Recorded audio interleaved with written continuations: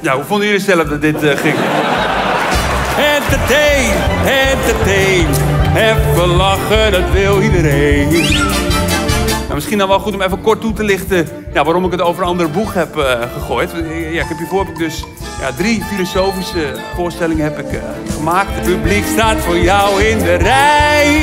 Ik denk als we naar de staat van de wereld kijken, dat we het erover eens kunnen zijn. Ja, die shows hebben niet bepaald zoden aan de dijk gezet.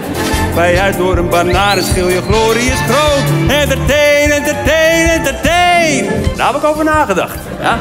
Het is de wet van Archimedes. Geef toe misschien niet waar die oorspronkelijk voor bedoeld is. We laten de prediep drukken. Dat gewoon een jaar lang een of andere loserhond gesponsord. De zorgen zijn voor morgen eerste dag maar eens plukken. Nou, wat blijkt dan? Keer op keer. Ja? Dat ze zich maar al te graag laten verleiden tot cocaïnesmokkel. Nee, we laten de prediep drukken.